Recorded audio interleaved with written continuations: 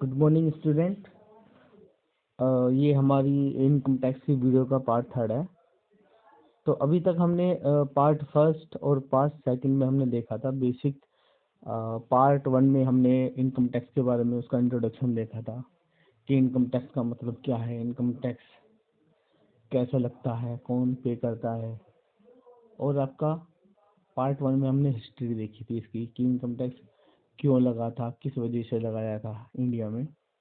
और part second में कुछ हमने इसमें बेसिक टर्म्स करे थे कि जैसे असेसमेंट ईयर क्या है, प्रीवियस ईयर क्या है, इनकम टैक्स की करेक्टरिस्टिक्स और कैजुअल इनकम कौन कौन सी होती हैं, क्या इनकम कैजुअल इनकम होती है।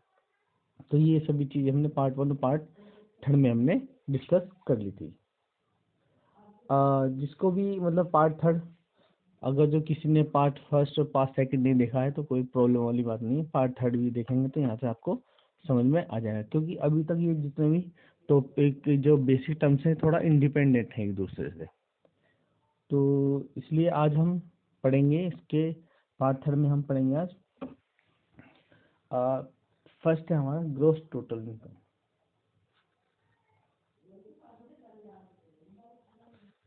ग्रोस टोटल इनकम, और इसमें हम पढ़ेंगे टोटल इनकम। एक तो बात करेंगे हम ग्रोस टोटल इनकम की, एक बात करेंगे हम टोटल इनकम की, फिर इसमें हम बात करेंगे पर्सन की। पर्सन इनकम टैक्स में पर्सन का मतलब क्या है, पर्सन क्या होता है, कौन कौन से पर्सन होते हैं, ये हम जो है इसमें हम आज इस वीडियो में डिस्कस करेंगे। और सबसे पहले जैसे हम बात कर रहे हैं ग्रोस टोटल इनकम की। ये काफ़ी इंपॉर्टेंट थ्योरी है। ग्रोस टोटल इनकम क्या है, एग्जाम में काफ़ी बार पूछा जाता है कि meaning of gross total income क्या है, what do you mean by, what do you understand by gross total income. तो ग्रोस टोटल इनकम बहुत ईजी है। ग्रोस टोटल इनकम क्या है, gross total income sum of the all 5 heads. Gross total income जो है पांचों head का sums है, टोटल है। अब 5 हेड कौन कौन से हैं, जो हमारे इनकम टैक्स जो भी लगाया जाता है, इन पूरी इनकम टैक्स को 5 हेडों में डिवाइड किया गया है। यानी किसी व्यक्ति की या किसी कंपनी या किसी की भी किसी इंडिविजुअल की इनकम कैलकुलेट करने के लिए उसकी 5 हेड देखने होते हैं। किसके, कोई भी इंडिविजुअल के या किसी भी फर्म के किसी भी इंडिविजुअल के इनकम टैक्स चार्ज करने के लिए 5 हेड देखने पड़ते हैं। पहला होता है income from salary, income from, दूसरा head income from house property, तीसरा income from business and profession, fourth होता है इनकम फ्रॉम कैपिटल गेन, और 5 होता है आपका, फिफ्थ होता है आपका इनकम फ्रॉम अदर सोर्सेज। ये पांचों के पांचों हेडों को हम टोटल कर लेते हैं। जो टोटल इनका आता है उसको हम ग्रोस टोटल इनकम बोलते हैं। तो इसको हम थोड़ा हल्का सा डिटेल में हम देखेंगे इसको, और हम इसको देखेंगे। ठीक, देखिए ये है आपके पास ग्रोस टोटल इनकम। ठीक, अब ग्रोस टोटल इनकम का मतलब क्या है, ग्रोस टोटल इनकम का मतलब यही है जो मैं आपको बताऊंगा। तो ग्रोस टोटल इनकम को सेक्शन 80B5 के अंतर्गत जो है डिस्क्राइब किया गया है, बताया गया है कि ग्रोस टोटल इनकम क्या है। तो ग्रोस टोटल इनकम का मतलब क्या, the aggregate of the income under the following heads is known as gross total income. ये जो एग्रीगेट है 1 A B C D E, ये 5 हेड्स होते हैं। पूरी इनकम टैक्स को इन 5 हेड में बांटा गया है, और ये 5 हेड जो है आपके मोस्ट इम्पोर्टेंट है। किसी भी इंडिविजुअल की इनकम निकालने के लिए टोटल इनकम निकालने के लिए उसके लिए सबसे पहले ग्रोस टोटल इनकम निकालना जरूरी है। ग्रोस टोटल इनकम का मतलब क्या है, ये 5 हेड होते हैं इनकम टैक्स में, 5 हेड होते हैं। कौन कौन से हेड होते हैं, जैसे मैं आपको एक एक करके मैं डिटेल में आपको बताता हूँ। पहला हेड है आपका, income from salary. Income from salary का मतलब आप समझ रहे हैं, जैसे जो व्यक्ति सैलरी पर्सन है, मतलब जो व्यक्ति सैलरी पे वर्क करते हैं। सैलरी पे वर्क करने मतलब जो व्यक्ति अपना टाइम दूसरे के यहाँ पे वर्क करते हैं, ठीक है, और उस टाइम के बदले में वो कुछ पैसा प्राप्त करते हैं। तो जो भी व्यक्ति सैलरी पे काम करते हैं वो सभी इनकम फ्रॉम सैलरी हेड के अंतर्गत आ जाते हैं, यानी कि उनकी जो अमाउंट टैक्सेबल होगी, उनकी जो इनकम टैक्सेबल होगी, उनकी इनकम फ्रॉम सैलरी हेड के अंतर्गत जो है टैक्सेबल होती है। ये 5 हेड होते हैं।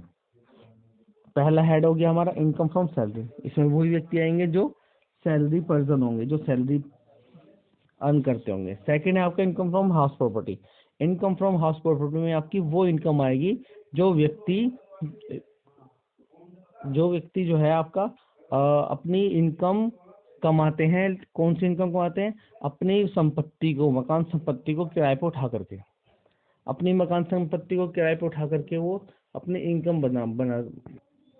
तो इसमें इनकम फ्रॉम हाउस प्रॉपर्टी में वो इनकम आएगी जो व्यक्ति अपनी प्रॉपर्टी को, मकान संपत्ति को किराए पे उठाते हैं, लेट आउट कर देते हैं। लेट आउट करने से जो उनको इनकम आती है, जो उसको किराया मिलता है, किससे? किराएदार से। तो वो इनकम जो है आपकी इनकम फ्रॉम हाउस प्रॉपर्टी के अंतर्गत आती है। नेक्स्ट आपका income from profit and gains of business of और प्रोफेशन। इस जो आपका थर्ड हेड है आपका C, income from profit and gains of the business और प्रोफेशन। इसमें वो व्यक्ति आएंगे जो व्यक्ति बिजनेसमैन होते हैं, बिजनेस करते हैं। वो सभी जो उनका बिजनेस होता है, प्रॉफिट कमाते हैं या गेन्स कमाते हैं, वो जो है income from profit and gains मांगेंगे। या फिर कोई व्यक्ति प्रोफेशन होंगे, प्रोफेशन पर होते, प्रोफेशन आपको पता है जैसे डॉक्टर हो गया, टीचर हो गया या वकील हो गया, ये सब प्रोफेशन है, ये सब प्रोफेशन होता है उनका। अगर कोई डॉक्टर, वकील या कोई टीचर है और उनकी इनकम प्रोफेशन से है, तो बिजनेस की इनकम और प्रोफेशन की इनकम वो आपकी इस हेड में आपकी आएगी, income from profit and gains of business और प्रोफेशन। नेक्स्ट आपका इनकम फ्रॉम कैपिटल गेन्स। अब इनकम फ्रॉम कैपिटल गेन्स का मतलब क्या है? कैपिटल गेन्स का मतलब यह है कि यदि हमने कोई अपनी प्रॉपर्टी को, अपनी असेट्स को हमने बेचा है, बेचने से हमें जो प्रॉफिट हुआ है, जैसे हमने मकान संपत्ति बेची है, ठीक है, या कोई हमने लैंड एंड बिल्डिंग बेच दी, या फिर अपनी एग्रीकल्चर लैंड को हमने बेच दिया है, ठीक, या फिर हमने कोई इंडस्ट्रियल एरिया की हमारी कोई फैक्ट्री है, हमने उसको बेच दिया है, या हमने कोई ऑर्नामेंट्स हैं, हमारे पास धन है, धन दौलत, ऑर्नामेंट, सोना चांदी है, ठीक, हीरे हैं, हमने उनको बेच दिया है। उनको बेचने पर ये जितने भी हमारी संपत्ति होती है, उनको बेचने पर जो लाभ प्राप्त होता है वो आपका इनकम फ्रॉम कैपिटल गेन के अंतर्गत आपका आता है। और एक आपका हेड होता है इनकम फ्रॉम अदर सोर्सेज, ये आपका फिफ्थ हेड होता है, लास्ट हेड होता है। जो इनकम इन चारों हेडों में नहीं आ पाती है, इनकम फ्रॉम सैलरी में नहीं आ पाई है, या इनकम फ्रॉम हाउस प्रॉपर्टी में नहीं आ पाई है, या income from profit and gains of business और प्रोफेशन में नहीं आ पाई है, या इनकम फ्रॉम कैपिटल गेन में नहीं आ पाई है, इनकम फ्रॉम अदर, जो इनकम इन 4 हेड में नहीं आ पाई है। बाकी जो इनकम बची वो सारी आपकी इनकम फ्रॉम अदर सोर्सेज में आ जाती है, ठीक।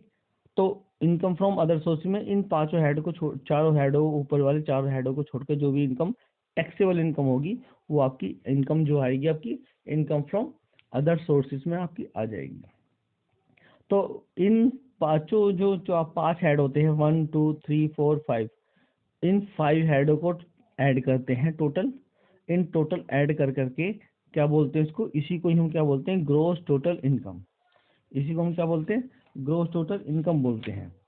और इस ग्रोस टोटल इनकम में से हम क्या करते हैं, कुछ डिडक्शन होती हैं इनकम टैक्स द्वारा प्रोवाइड की जाती है, कुछ डिडक्शन, कुछ छूटें प्रोवाइड की जाती हैं, जो हमें यहाँ पे ग्रोस टोटल इनकम से उसको माइनस हम करते हैं। यानी कि हमारी इनकम कम हो जाए, जैसे कोई RPPF में पैसा जमा कर देता है, या कोई इंश्योरेंस करता है, या कोई मेडिकल कोई इनक्योरेबल डिसीज से कोई व्यक्ति जो है बीमार है, उसके ऊपर पैसा खर्च किया जा रहा है, तो उसकी लिमिट है 50,000 तक, हम इसको माइनस कर सकते हैं। और कोई काफ़ी यहाँ पे डिडक्शन मिलती है अंडर सेक्शन 80C से लेकर 80U तक की। जब हम इस पे आएंगे तो हम उसको डिटेल में बात करेंगे। तो अभी हम बात करेंगे ग्रोस टोटल इनकम की और ग्रोस टोटल इनकम की। तो इस ग्रोस टोटल इनकम में से हम डिडक्शन हटा देते हैं, वो डिडक्शन आपको एग्जाम में दी होगी। फिर आ जाता है आपका टोटल इनकम, ठीक। सबसे पहले हमें एक बात हमें इन पूरी इनकम टैक्स में हमें ध्यान रखनी है, इनकम टैक्स में हम कभी भी हम टैक्स निकालना नहीं सीख रहे हैं इसमें, ठीक है। हम इसमें जो है टैक्स निकालना नहीं सीख रहे, हम सिर्फ इसमें जो है मेन जो इनकम टैक्स जो मेन बुक है, हम इसमें ज़्यादातर का 90% हम ये सीखेंगे कि इन टैक्सेबल इनकम कौन कौन सी है, समझे। तो आपकी जो टैक्सेबल इनकम है ये 5 हेड होते हैं: income from salary, income from house property, income from profit and gains of business और profession, income from capital gain और इनकम फ्रॉम अदर सोर्सेज। ये 5 हेड हमें डिटेल में हमें पढ़ने पड़ते हैं, समझे। अगर मैं बात करता हूँ कि अगर जो किसी इनकम टैक्स सीखनी है तो इन 5 हेड को सीखना बहुत ज़रूरी है। अगर जो आपने इन पाँचों हेड सीखे हैं तो आपने इनकम टैक्स अच्छे से सीखे, नहीं सीखे तो आपने नहीं सीख पाए। ये 5 हेड का मतलब ये 5 चैप्टर हैं, ठीक। ये थोड़ा बड़ा चैप्टर है, ये भी बाकी छोटे छोटे चैप्टर हैं, ठीक। लेकिन सबसे आसान तो सभी है। अगर जो आपको रूल और रेगुलेशन याद होंगे सभी के, सब आपको आसान लगेगा। अगर जो रूल और रेगुलेशन याद नहीं है तो आपको परेशानी आपको होनी ही होनी है। तो अब मैंने बताया था ग्रोस टोटल इनकम क्या होगी, इन पांचों हेडों की इनकम को जोड़ करके जो इनकम आएगी वो टोटल इनकम होगी। और इस टोटल इनकम में से, ग्रोस टोटल इनकम में से हम कुछ डिडक्शन घटा देते हैं, 80C से लेके 80U तक की। तो फिर क्या आ जाती है आपकी निकल के, जब इसमें से चीज माइनस होगी तो ये आपकी आ जाएगी टोटल इनकम। तो आज हमने जो है ग्रोस टोटल इनकम के बारे में हमें जो है अभी क्लियर कर लिया है, और हमने टोटल इनकम के बारे में क्लियर कर लिया। अब एक इनका आता है डिफरेंस कि ग्रोस टोटल इनकम और टोटल इनकम का डिफरेंस क्या होता है, काफी बार पूछा जाता है। तो इसमें हम डिफरेंस हम देख सकते हैं। देखो आप खुद आप देखें, जरा सोचें। जो ग्रोस टोटल इनकम का हम डिफरेंस हम समझेंगे। पहले क्या है ग्रोस टोटल इनकम, क्या है gross total income is the sum of the 5 heads. Gross total income the sums of 5 heads of the total. 1 2 3 gross total income जो इन पांचों का हेड होता है, मतलब ऐड करके जो आती है ग्रोस टोटल इनकम होती है। और जो टोटल इनकम जो होती है, टोटल इनकम को ग्रोस टोटल इनकम में ये कैसे निकलती है, ग्रोस टोटल इनकम में से हम डिडक्शन घटा देते हैं 80C से लेके 80U तक की, तो आपकी टोटल इनकम की जाती है। मतलब हम क्या कह सकते हैं, the aggregate of various head 1 2 3 4 5, या aggregate of various heads of income is called gross total income. अब ये क्या है, after deduction under section 80C और 280U, आफ्टर डिडक्शन इसमें से घटाने के बाद the balance is called total income. जो बैलेंस होता है वो क्या होता है, टोटल इनकम होता है। अब इसमें क्या है, टैक्स इज नॉट जो है tax is not levied on gross total income, tax is levied on total income. कभी भी टैक्स हम ग्रोस टोटल इनकम पे नहीं लगाएंगे। अगर जो हमें जब टैक्स कैलकुलेट किया जाएगा, टैक्स लगाया जाता है, तो वो टोटल इनकम पर टैक्स लगाया जाता है, इस इनकम पर टैक्स नहीं लगाया जाता। सेकेंड डिफरेंस आपको ये मालूम हो गया कि जो है tax will be charged on the gross, not on the gross total income, but it will be charged on total income, ठीक। अब आपका जो है ये सेकंड हो गया। थर्ड डिफरेंस हम ये देख सकते हैं कि gross total income can not be less than the total income. Gross total income कभी भी टोटल इनकम से कभी भी कम नहीं हो सकती, ठीक। और इसमें जो टोटल इनकम है, ये टोटल इनकम या तो ग्रोस टोटल इनकम से कम होगी या इसके बराबर होगी। अगर जो हम इसमें चीज माइनस कर रहे हैं, ये ऊपर कुछ अमाउंट है, इसमें कुछ माइनस करेंगे तो ये वैल्यू आएगी। अगर जो कुछ वैल्यू नहीं होगी तो कुछ वो माइनस नहीं होगा, तो फिर एज इट इज ये वैल्यू आ जाएगी।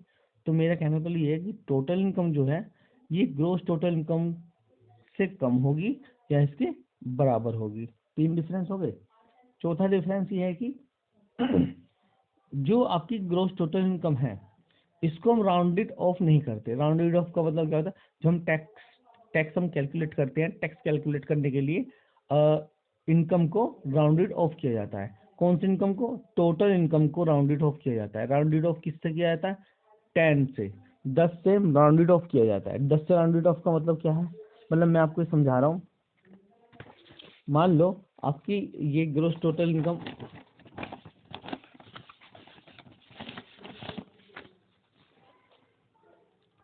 मान लो आपकी ग्रोस टोटल इनकम आई है 19,50,50,300 ये आई है, ठीक, 19,50,396 आई है। अब लेकिन अगर हम टोटल इनकम क्या आई है हमारी, टोटल इनकम को हम ये मान लेते हैं, ये टोटल इनकम आपकी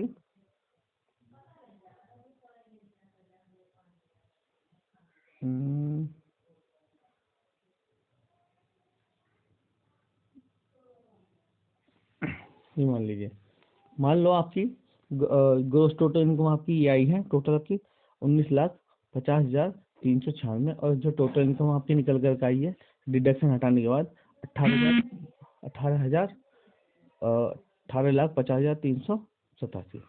अब राउंडेड ऑफ का मतलब क्या है, जैसे इसको ना, इसको हम राउंडेड ऑफ कर लेंगे, यानी कि 87 है तो नियर अबाउट ये किसके 90 के, तो हम इसको इस तरह से कर लेंगे, तब हम टैक्स कैलकुलेट करेंगे, लेकिन इसको हम राउंडेड ऑफ नहीं करेंगे।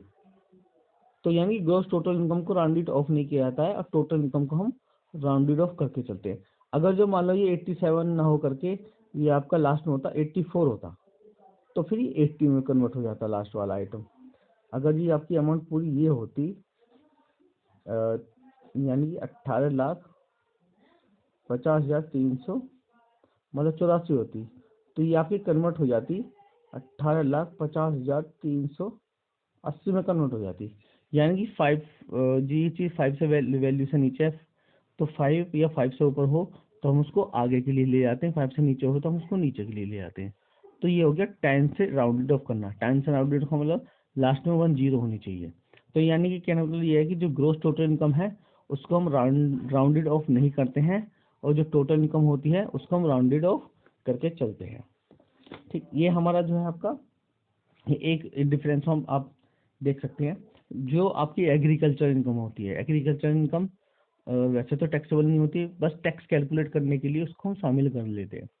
अगर जो ग्रोस टोटल जो एग्रीकल्चर इनकम होती है 5,000 से ज़्यादा होगी, तो ग्रोस टोटल इनकम में उसको शामिल नहीं किया जाता। तो यानी agriculture income is not included in the gross total income, तो it will be included in the total income. Gross total income में एग्रीकल्चर इनकम को शामिल नहीं किया जाता है, लेकिन टोटल इनकम में हम उसको टैक्स कैलकुलेट करने के लिए हम क्या करते हैं, शामिल करते हैं, लेकिन बाद में हम उसको माइनस कर लेते हैं।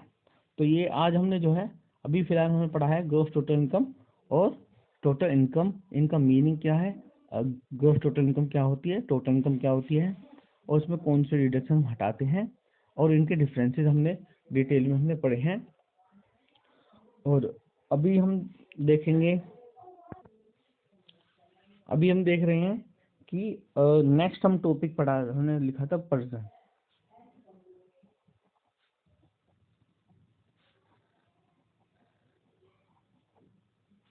व्यक्ति, इसका हिंदी मतलब होता है व्यक्ति। अब हम बात करते हैं इनकम टैक्स के पॉइंट ऑफ व्यू से। अब इनकम टैक्स के पॉइंट ऑफ व्यू से व्यक्ति का मतलब क्या है।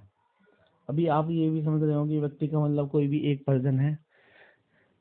अभी हमने इंग्लिश में तो यही पढ़ा है कि पर्सन मीन्स व्यक्ति, लेकिन इनकम टैक्स के रूल के अकॉर्डिंग या इनकम टैक्स की लैंग्वेज के अकॉर्डिंग, इनकम टैक्स के मान्यता के अकॉर्डिंग पर्सन का क्या मीनिंग है। यानी पर्सन में ना केवल एक कोई भी एक व्यक्ति आता है, बल्कि क्या क्या चीज़ आती है हम उसको एक एक करके हम डिटेल में करेंगे।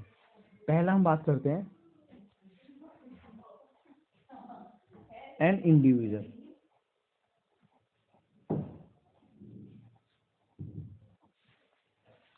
सेकेंड है आपका अ हिंदू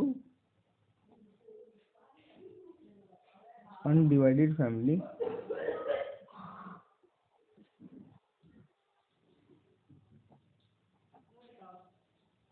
थर्ड है आपका अ कंपनी।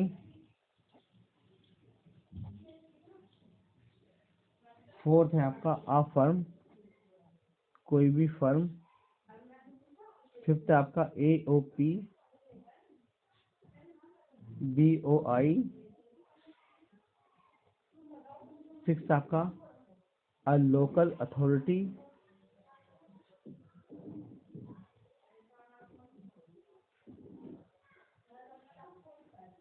और सेवन्थ आपका every artificial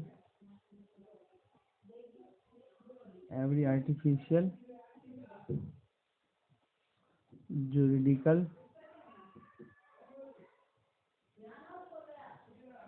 person. Income tax के अनुसार जो है पर्सन का मतलब होता है ये सब चीज़ें, ये सब जो है आपका ये सब पर्सन में इंक्लूड होता है। जैसे कोई एक इंडिविजुअल हो गया, आ हिंदू अनडिवाइडेड फैमिली, या कोई कंपनी, आ फर्म, कोई भी फर्म, या एओपी और बीओआई, आ लोकल अथॉरिटी, या एवरी आर्टिफिशियल जुरिडिकल पर्सन। तो इसके बारे में हमें पता ही है। जैसे आपका पर्जन में ये चीज़ शामिल है, सेवन, ये जो है 7 व्यक्ति या 7 संस्थाएं बोले कुछ बोले, ये सब इसमें शामिल होती है पर्जन में। तो पहला है आपका एक एन इंडिविजुअल। एन इंडिविजुअल का मतलब जैसे आप हो गए, आई हो गया, वी हो, आप हो गए, वी, दे, ये सब जो है आपके इसमें आ जाते हैं। किसमें? इंडिविजुअल में। जैसे कोई मेल या फीमेल हो गया, मेल हो गया, मेल है, कोई फीमेल है, या कोई सीनियर सिटीजन है, या आपके कोई फैमिली मेम्बर हो गए जो सैलरी पे काम करते हैं, कोई बिजनेस कर, या कोई सैलरी पे काम कर रहे हैं। बिजनेस वाले नहीं है, बिजनेस वाले फर्म में आ जाएंगे आपके। तो ये आपके इंडिविजुअल के लिए आपका रेट होता है। तो इंडिविजुअल का मतलब कोई एक इंडिविजुअल, कोई एक व्यक्ति। ये व्यक्ति है, ये एक व्यक्ति है, इस बात का हमें ध्यान रखना है। कोई एक व्यक्ति, ठीक, कोई एक व्यक्ति में हम ये सब आई हो गया, बी हो गया, दे, वो लोग इस तरह से सब जो है आपके इसमें आगे आ जाएंगे। मजदूरी करने वाले, जॉब करने वाले व्यक्ति, वो आपके इंडिविजुअल में आपके आ जाएंगे। नेक्स्ट आपका आ हिंदू अनडिवाइडेड फैमिली। आ हिंदू अनडिवाइडेड फैमिली में आपको पता ही है, हिंदू अनडिवाइडेड फैमिली जो फैमिली जॉइंट फैमिली रहती है और उनका कोई अपना कोई बिजनेस है, तो उसका क्लोज अलग से बनाया हुआ है हिंदू अनडिवाइडेड फैमिली का। कोई उनका बिजनेस पुश्तैनी कोई बिजनेस है, वो बिजनेस पीढ़ी दर पीढ़ी चला रहा है, उनमें कोई भी किसी भी तरह का बंटवारा नहीं हुआ है, कोई उनके बीच में कोई समस्या भी नहीं है। तो उनके में जो वो जो फैमिली होगी वो हिंदू अनडिवाइडेड फैमिली के अंतर्गत आएंगी। यानी कि उनका कोई बिजनेस होगा, तो उनका बिजनेस जो है व्यक्ति के अकॉर्डिंग जो है जो टैक्सेबल होगा, हिंदू अनडिवाइडेड फैमिली का रूल लगेंगे उसके। तो इस सब के रूल अलग अलग है। कंपनी के इंडिविजुअल के रूल्स अलग होते हैं, हिंदू अनडिवाइडेड फैमिली के रूल अलग होते हैं, कंपनी के रूल अलग हैं, फर्म के अलग हैं, एओपी बीओआई, इन सबके रूल अलग अलग होते हैं। कुछ के रूल सिमिलर होते हैं, वो हम आगे डिस्कस करेंगे चार्जेस ऑफ इनकम टैक्स में। तो फिर एक कंपनी, थर्ड है आपका एक कंपनी, कोई भी कंपनी होगी वो भी पर्सन का पार्ट होगी। इनकम टैक्स के द्वारा कोई भी एक कंपनी होगी वो क्या होगी? पर्सन का पार्ट होगी। या कोई भी फर्म हो, किसी का पार्टनरशिप हो गया, किसी की संस्था बनाई, फर्म बनाई हो, वो एओपी होता है एसोसिएशन ऑफ पर्सन, बीओआई होता है body of individual. AOP association person मतलब जब दो या दो से अधिक लोग जो है कोई सोसाइटी बना लेते हैं, कोई जब दो या दो से अधिक जो है कोई लोगों को ग्रुप कोई भी सोसाइटी बनाता है, या इन और कोई भी जो वो और वो इनकम कमाती है वो सोसाइटी, तो वो जो सोसाइटी होगी या कोई एसोसिएशन पर्सन होगा, एसोसिएशन होगा, वो जो है टैक्सेबल होगा, वो एसोसिएशन पर्सन व्यक्ति के अंडर में। व्यक्ति बॉडी ऑफ इंडिविजुअल, जैसे कृष्ण बॉडी ऑफ इंडिविजुअल में किसी एक व्यक्ति की कोई बॉडी लेकर कोई एक व्यक्ति को मान करके कोई हमने कोई एक वही सोसाइटी या फिर कोई एक ऑर्गेनाइजेशन में कोई बना रखी है, तो वो जो है किसी एक व्यक्ति के नाम से होगी, तो वो बॉडी ऑफ इंडिविजुअल में आ जाएगा। कोई लोकल अथॉरिटी लोकल अथॉरिटी आपको पता ही है, जैसे हमारे जो है जो हमारे लोकल के टैक्स म्यूनसिपालिटी होती है, वो आपकी सब जो है लोकल अथॉरिटी में आ जाती है। म्यूनसिपालिटी होगी या फिर कोई भी छोटी मोटी संस्था होगी, वो आपकी लोकल अथॉरिटी में आएगी, क्योंकि उनका भी कुछ ना कुछ इनकम कमाने का कुछ ना कुछ ऐसे सोर्सेज होते हैं लोकल अथॉरिटी के, जिससे कि उनकी इनकम होती है। जैसे अब मैं आपको म्यूनसिपालिटी का मैं बता देता हूँ, म्यूनसिपालिटी से इनकम के सोर्सेज क्या हैं। जैसे वाटर टैक्स वो लेते हैं, वाटर जो है वाटर टैक्स के लेते हैं, तो वाटर टैक्स तो उनके लिए इनकम होगी, ठीक है नहीं। या फिर कोई वो चार्जेस लगाते हैं, है ना, तो ये सब आपका बिजली का बिल हो गया, बिजली का बिल हम देते हैं, तो उनके लिए तो वो इनकम का पार्ट हो गया, जो है इलेक्ट्रिसिटी वो कलेक्ट करते हैं, या फिर रहने की फैसिलिटी देते हैं। ये सब जो है आपका लोकल अथॉरिटी में आता है। पर्सन में ये सब चीज़ें शामिल होता है। एवरी आर्टिफिशियल जुरिडिकल पर्सन, कोई भी एक आर्टिफिशियल जुरिडिकल पर्सन होगा, कानून के द्वारा कोई भी आर्टिफिशियल मान्यता, कानून के द्वारा कोई आर्टिफिशियल कोई व्यक्ति है, वो सब इसमें आएंगे, ठीक। हमें इसमें अभी हमने जो है व्यक्ति में क्या देखा है, व्यक्ति में क्या क्या शामिल होते हैं। एक इंडिविजुअल होता है, हिंदू अनडिवाइडेड फैमिली होता है, कंपनी होता है, एक firm, AOP, BOI, or local authority और एवरी आर्टिफिशियल ज्यूरिडिकल पर्सन। हम इसमें हमें ये कभी एग्जाम में नहीं आता है, पहले तो हमें ये पता होना चाहिए। बस हमें पता होनी चाहिए कि व्यक्ति में क्या क्या है, पर्सन मतलब क्या है। पर्सन मतलब ये सब चीजें होती है। पर्सन का मीन्स ये सब होता है। पर्सन में ये सब एसएससी होते हैं। एसएससी मतलब टैक्स पेयर होते हैं। ये सब व्यक्ति जो है टैक्स पेयर है, कोई भी टैक्स पे करने से नहीं बचेगा। तो यानी कि हम ये नहीं कह सकते मैं तो कंपनी हूँ, मैं टैक्स नहीं दूंगी, या फिर कोई बोलेगा कि मेरा नाम तो कृष्ण मूर्ति एंड कंपनी है तो मैं टैक्स नहीं दूंगी।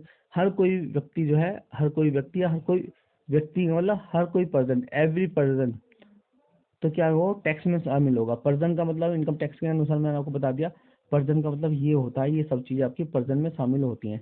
चाहे कोई इंडिविजुअल हो, चाहे कोई हिंदू अनडिवाइडेड फैमिली वाला हो, ठीक है, आप कंपनी हो या आप फर्म हो, एओपी हो, बीओआई हो, आर लोकल अथॉरिटी हो, या एवरी आर्टिफिशियल जुरिडिकल पर्सन, ये सब आपके जो है किस में शामिल होते हैं, पर्सन में शामिल होते हैं। तो यही पर्सन में जो शामिल जो लोग होते हैं, इन्हीं को हम एसएससी कहते हैं। एसएससी मतलब मैंने आपको बताया था वीडियो सेकंड में हमने डिस्कस किया था कि एसएससी मतलब क्या होता है। एसएससी का मतलब होता है जो व्यक्ति टैक्स पे करता है, जो टैक्स पेयर होता है वो आपका एसएससी होता है। तो ये सब लोग जो है आपके एसएससी के अंतर्गत आपके आएंगे। तो इनकम टैक्स के अकॉर्डिंग व्यक्ति का मतलब ये सब होते हैं। बाकी हम आगे टॉपिक है हमारे, एक दो टॉपिक हैं बेसिक टर्म, हम वो देखेंगे नेक्स्ट वीडियो में, वीडियो नंबर 4 में। तो यहाँ तक के लिए देखने के लिए थैंक यू सो मच।